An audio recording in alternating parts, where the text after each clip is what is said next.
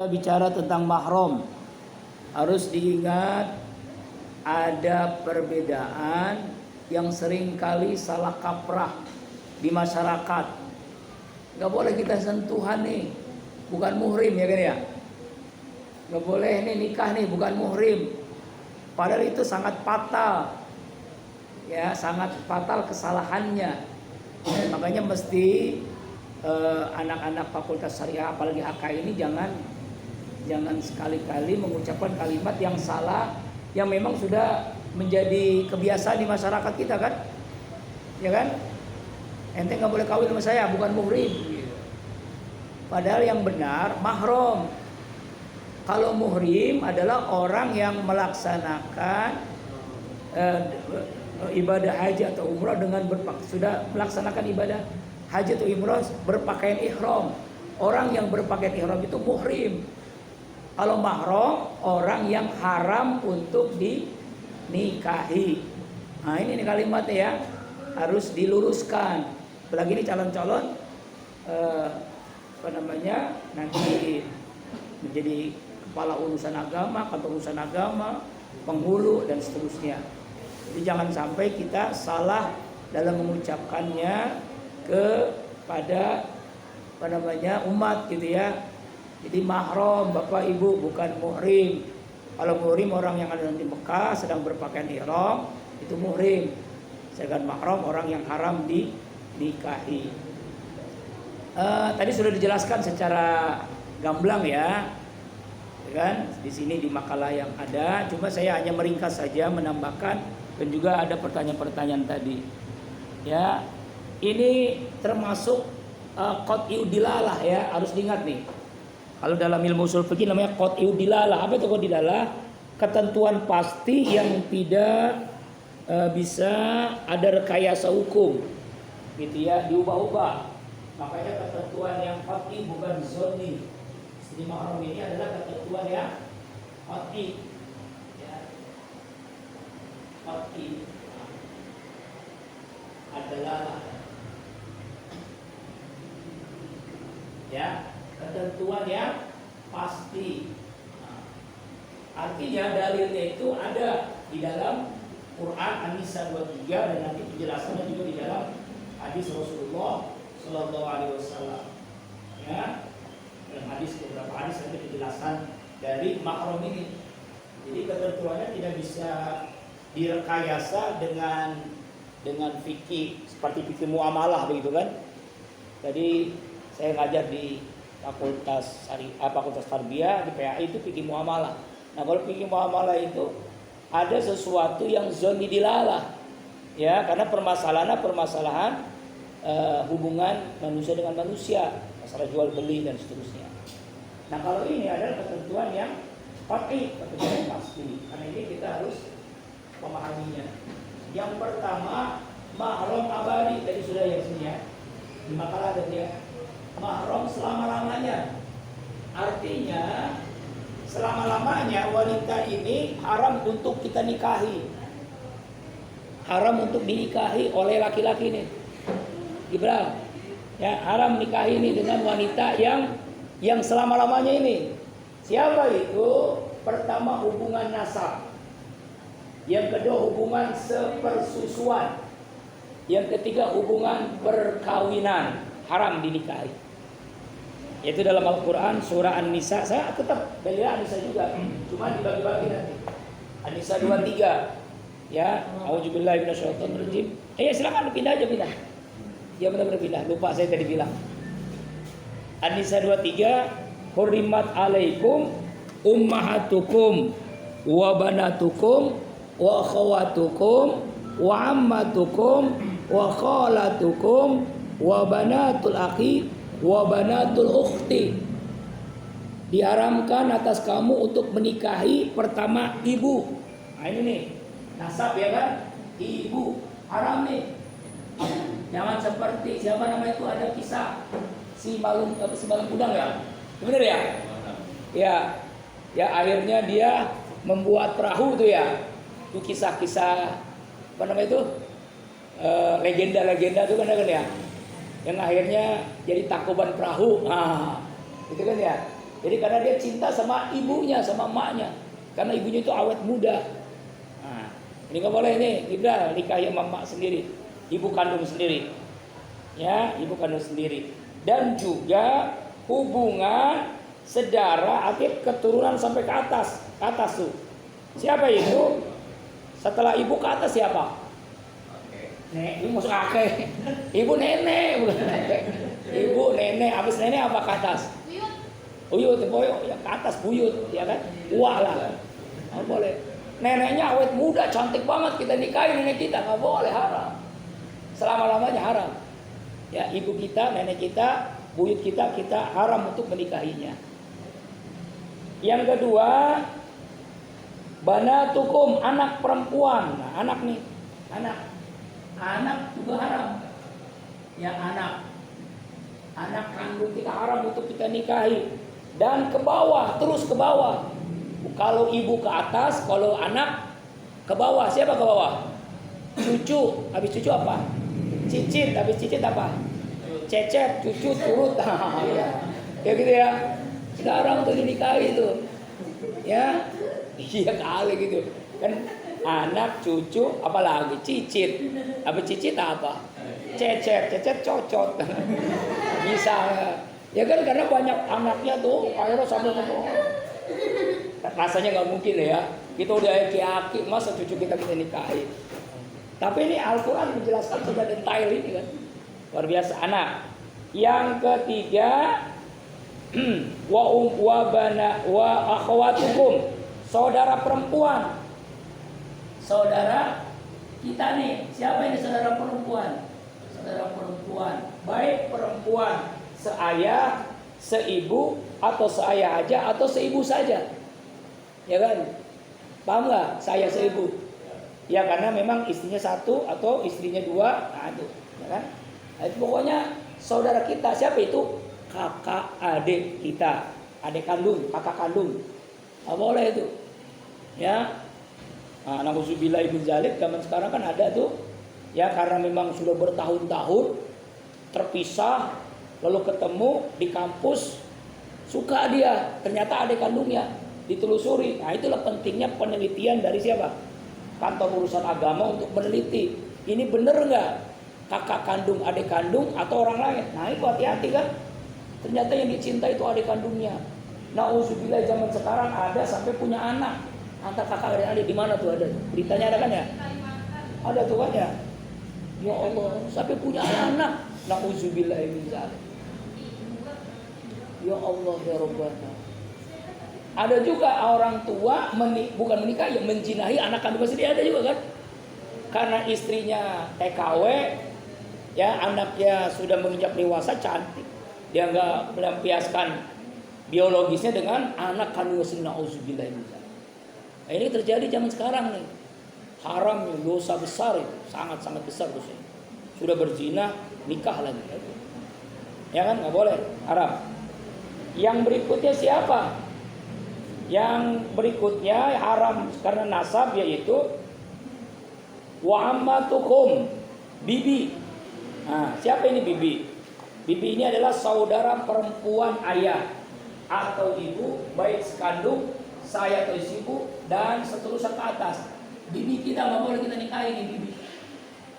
Nah, bibi ini, bibi, ya.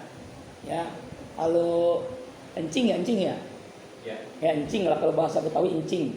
Saudara perempuan ayah atau ibu, nggak boleh dinikahi itu saudara perempuan ayah atau saudara perempuan ibu kita. Kemudian yang kelima dari yang haram selama-lamanya adalah banatul akhi, banatul ukhti, keponakan, anak perempuan saudara laki-laki atau saudara perempuan, keponakan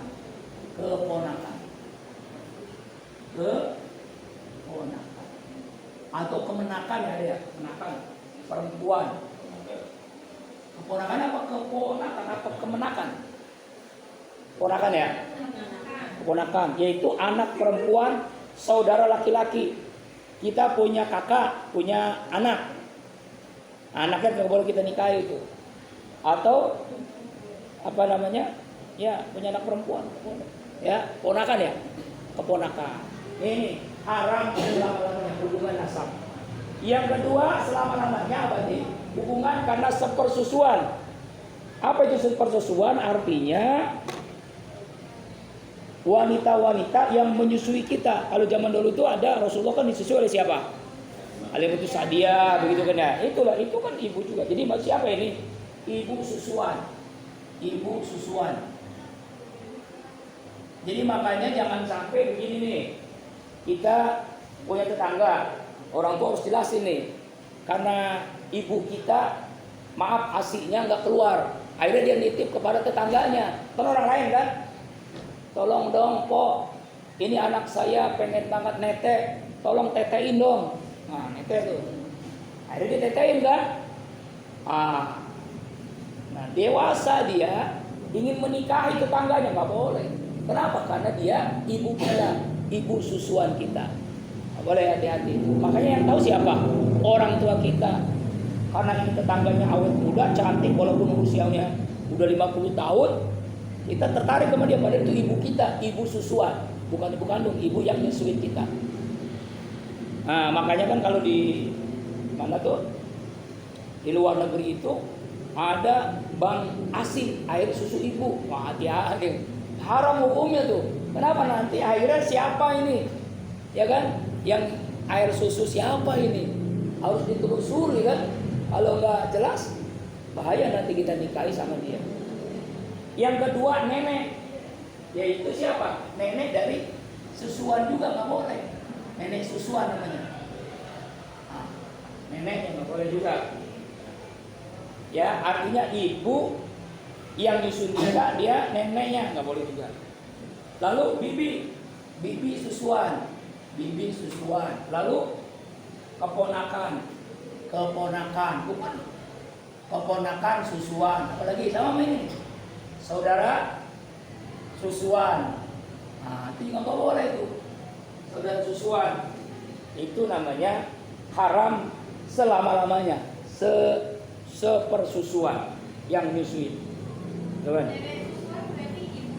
Ibunya dari yang nyusuin kita, gitu. Ya kan?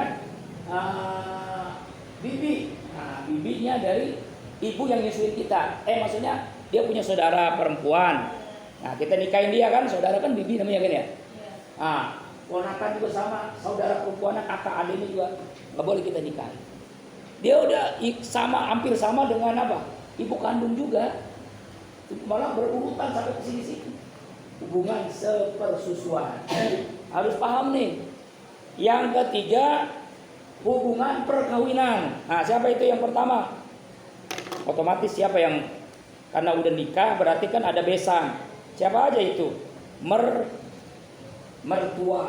Dulu kan ada orang yang suka dengan mertua gitu. Karena mertuanya lebih cantik daripada. Iya kan, ada kan ya kejadian ya? Bahkan berzina dengan, ya Allah, na'udzubillah min dzalik. Padahal namanya mertua kan lebih tua ya, kok senang dengan yang tua-tua, ada itu. Itu laki-laki yang aneh itu. Tapi benar nggak mungkin ya? Mertua ya, ada. Termasuk juga nenek perempuan, sampai nenek mertua kita, termasuk mertua neneknya juga. Kemudian anak tiri. Siapa ini anak tiri? Nah, tadi udah jelasin ya. Anak tiri yang dimaksud adalah kalau sudah terjadi hubungan antara suami dengan ibu anak tersebut, kan anak tiri itu namanya kan. Nah, anak tiri dia punya anak, nah itu juga haram dinikahi selama-lamanya. Kemudian mantu, kalau ada mantu pasti ada mantu. Makanya akad nikah itu status orang itu berubah pada saat itu. Dulu orang lain, setelah saya terima nikahnya, kawinnya, berubah status semua menjadi kakak ipar, adik ipar, mertua, mantu. Nah, itu selama-lamanya nggak boleh kita nikahi, ya kan? Apalagi ibu tiri. Nah, ibu tiri juga nggak boleh juga. Ibu tiri, ada lagunya ya? Ada ya? Ibu tiri itu ya. Iya. Kemudian yang berikutnya ada satu lagi lupa nih. Yang keempat ada. Maaf, yang keempat. karena li'an, karena sudah dili'an, dili'an. Apa li'an? Li'an itu artinya sumpah li'an, yaitu ya dalam Al-Quran surah An-Nur ayat 6 sampai 9. A'udzubillahi minasyaitonirrajim. Bismillahirrahmanirrahim. Ya, yang langsung li'annya saja nih. Anna la'natullahi alaihi in kana minal kadzibin wa yadra'una 'anal azab anta sarba syahadatin billahi innahu la minal kadzibin. Ya, istri itu dapat dihindarkan dari hukuman oleh suaminya 4 kali atas nama Allah, bahwa suaminya sungguh-sungguh termasuk orang yang dusta, dan sumpah yang kelima bahwa laknat Allah akan ditimpakan jika suami termasuk orang-orang yang benar. Yaitu suami itu ya pisah atau cerai dengan sumpah li'an. Begini, dia mengatakan, "Hai istriku, saya ya tidak mau menikah kamu, mengharamkan kamu selama-lamanya. Demi Allah, saya sumpah kamu akan saya ceraikan selama-lamanya." Nah, itu sumpah li'an namanya. Melaknat kamu lah. Kalau tidak, kamu akan dilaknat oleh Allah. Li'an. Nah, ini juga haram selama-lamanya. Hubungan nasab, hubungan sepersesuaian, hubungan perkawinan, dan dili'an, disumpah laknat Allah, disumpah dengan kalimat demi Allah. Kemudian yang berikutnya haram mahram sementara. Arti sementara itu bisa berubah karena kondisi situasi yang memungkinkan bisa berubah. Namanya sementara kan? Siapa saja? Pertama, memadu seorang wanita dengan saudaranya. Contoh, dia ingin poligami, adiknya cantik, kakaknya cantik, dua-duanya dinikahin, haram. Kecuali adiknya meninggal dunia atau kakaknya meninggal dunia, lalu turun ranjang atau naik ranjang, nggak tahu lah. Iya, turun ranjang sama aja ya. Kalau turun kan udah selesai ya. Kalau naik kan baru ya, gimana ya? Nggak paham lah ya. Nah itu apa? Berubah tuh statusnya. Kalau itu boleh kan? Awalnya haram karena dijadikan sekaligus jadi istrinya. Jadi pengen poligami kakak adik, haram. Nggak boleh. Ada tuh orang tuh. Nauzubillah, nggak boleh kan? Tapi kalau sudah cerai atau sudah sudah meninggal dunia, baru kita boleh nikahin dia. Sementara kan. Yang kedua, wanita yang masih menjadi istri orang lain, haram. Kalau udah cerai, baru kita boleh nikahin dia. Masih istri orang lain. Ya, karena dulunya mantan pacarnya gitu kan. Ketemu ketika alumni SMP gitu, wah. Ada apa namanya? CLBK, cinta lama. Celebek. Padahal dia punya suami, haram kita nikahin tuh. Tapi kalau dia cerai baru boleh kan? Yang ketiga, wanita yang ditalak 3, haram tuh. Wanita yang ditalak 3 haram sementara. Ya kan? Haram sementara, bisa berubah nanti. Kalau dia sudah nikah sudah nikah dengan orang lain. Yang talak 3 ini ya nanti jelaskan tentang masalah talak ya. Lengkap nanti masalah talak penjelasannya. Yang keempat, wanita yang sedang melakukan ihram. Nah, ihram nih, mahram muhrim. Sedang ihram dia, kita nikahin, ketemu nih wanita Madinah. Lagi pas lagi tawaf, cantik banget nih. Nikah yuk, enggak boleh haram. Padahal lagi ihram kan, lagi tawaf, lagi sa'i. Yang lagi melempar jumrah di tawaf sama itu haram. Ihram. Baik ihram haji ataupun ihram umrah.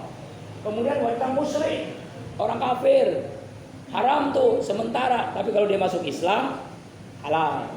Musyrik ya. Musyrik itu artinya orang yang menyekutukan Allah. Musyrik. Kemudian wanita yang hendak dinikahi oleh seseorang atau yang telah beristri 4 orang, nggak boleh itu.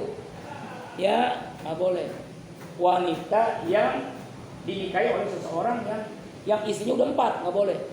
Kalau dia mau nikah lagi, boleh. Kalau istri yang keempat itu diceraikan, boleh kan? Artinya pengganti istri yang keempat, boleh. Jadi haram hukumnya ada orang tuh maaf ya disebut kiai, istri 9. Ada tuh di mana tuh? Haram. Karena penjelasan dia ayat An-Nisa ayat 3 itu fantuma qamalakum minan nisa. Terus Galasa waruba'a. Jadi berapa jadinya? 9. Salah ini penjelasan salah. Ditambah sama dia. Padahal maksudnya begitulah menafsirkan ayat bukan dengan ilmu seperti itu, dengan nafsu namanya. Ya, menafsirkan ayat harus dengan ilmu.